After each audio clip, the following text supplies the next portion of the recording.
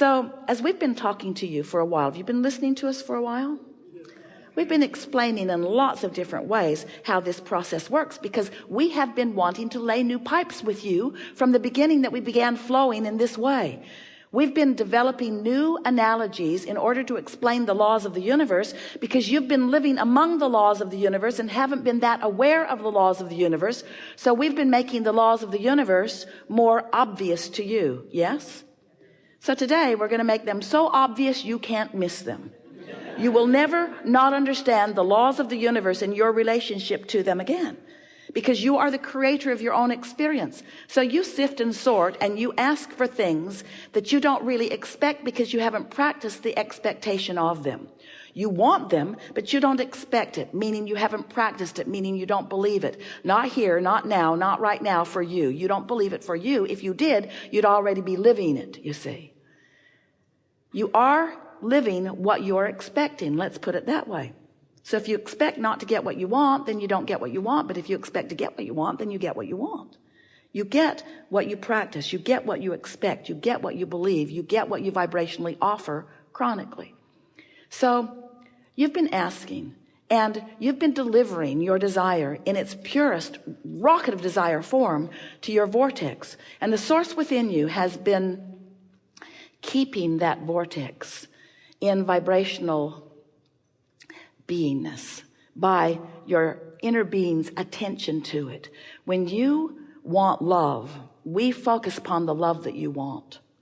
When you want well-being, we focus upon the well-being that you want. When you want vitality, when you want flexibility, when you want good times, we focus upon these things that you want. So we keep that light going, so to speak. So there's this vortex that contains all of this high-flying, good-feeling stuff that you've been asking for. It's in your vortex, and it is a reality that you can realize when you get vibrationally up to speed with it. Just like you can't set your radio dial on 101 AM and hear what's being broadcast on 97 FM, your frequencies have to match up. And they have to match up pretty close, don't they? You get off just a little bit and you don't hear what you mean to hear. And these frequencies have to match up, and they have to match up closely as well. So as we've been talking about the vortex for a while, we've been talking about this vortex that holds what you want. And then we began explaining to you that you can put things in that vortex all day, every day, and you do. But unless you are doing something about becoming closer to the vibrational frequency of your vortex, you're not realizing, it's not manifesting. You can't find it. It feels like a fairy tale to you. You want some of the evidence of it to come into your experience. So then we began explaining to you that you've got a point of attraction. We're calling it your grid, sort of like the framework of the building before it fleshes in with all of the other beautiful aspects of the building. You have a vibrational point of attraction which you have control over. That's the step 3 part of the equation.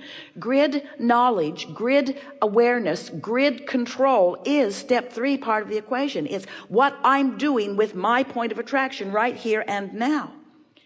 So then, as we begin talking about the grid, Esther is thinking that there's one vortex and there's one grid, when really you've been spinning off desire, but you've been practicing all kinds of different relationships with that desire.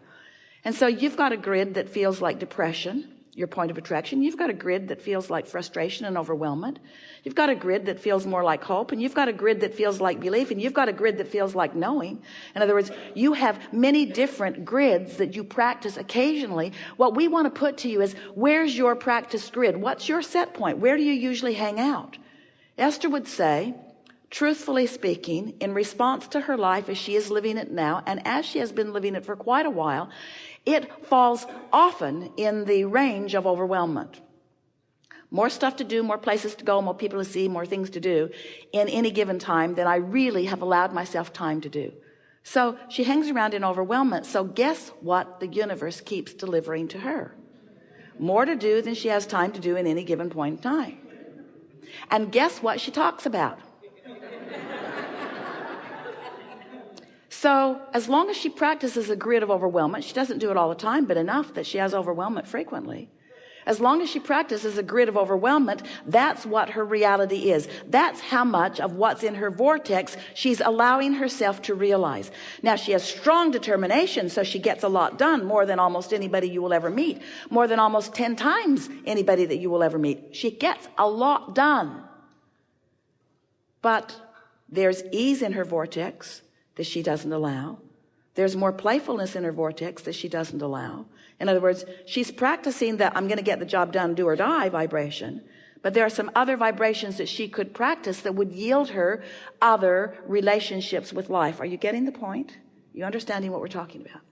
So we want to put to you, where's your grid? Not forever, not even what's your average grid. We just want you to be aware, what grid have I got going right now? Because whatever that spinning grid is, whatever that spinning point of attraction is, whatever you're feeling, others that feel like you feel are going to jump on with you. And those that feel like you want to feel are not going to jump on with you until you feel what you want to feel. So my grid is spinning, and if I'm spinning in frustration, no matter how much I want things to lift up, no matter how much I want cooperative components to come in and assist me, the cooperative ones with what I want aren't available to me. Only the ones who cooperate with where I am are available to me. So everybody that's on my spinning disc, I've invited. And all the ones I want, I'm uninviting. Don't you like knowing that? Well, you like knowing it if you believed you have control over your disc. You like knowing it if you believe you have control over your grid. And you do have control over your grid. You're just not going to change your habit of thought all at once. But we think it helps to know that you can choose a spinning grid. You can choose the depression one, or you can choose the overwhelmment one, or you can choose the high-flying, good-feeling love one. You can choose the everything is working out for me all the time one. You can choose, and the more you choose it and the more you practice it, even if you're only on it for 17 or 18 seconds, you've chosen it and you've got some momentum going. And that's the word that we want to introduce into this subject, momentum. Because when you choose, because of something that's happening in your experience, to get on one of those spinning discs, and let's say it's the one of overwhelmment, or let's say it's the one of discouragement, or let's say it's the one of depression, let's say it's the one of fear, let's say it's any of those that don't feel so good. When you choose one of those discs by virtue of what you're giving your attention to, and you give your attention to it for as little as 17 seconds, now another thought like it is going to join that thought, and now the momentum is greater. And now that that momentum has picked up a little bit, now it's easier for another thought like that to join it. And once you cross the 68-second point of focus, you've got enough momentum going that it's a little bit difficult at this point for you to choose another thought, unless you've been practicing another thought a lot.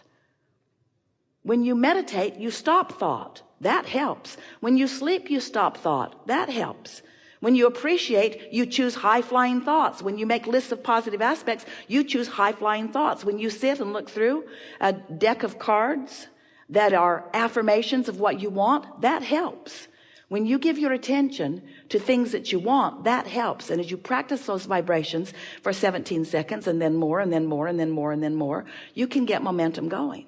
We just want to point out to you that without meaning to, sometimes you get momentum going on a disc that you really don't want to be on, and then law of attraction just keeps delivering to you more of the results of the disc that you're on, and then you observe those results, and then you talk about those results, and so you practice that vibration, and then you get more of that vibration until before you know it, you say, this is my reality. And we say, it is your reality, but it does not need to be your reality. It's only a reality that's responding to the disc that you have been practicing. And you can practice different discs if you mean to, you see.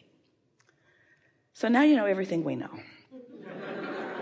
And the new analogies about laying a new waterway, a new flow path, laying a new receptacle, laying a new pipe, laying a new way for what you've been asking for to flow into your experience is not a difficult thing to do. Do you believe that you create your own reality? Do you accept that you are vibrational in nature first and foremost? Do you acknowledge that law of attraction is responding to your vibration?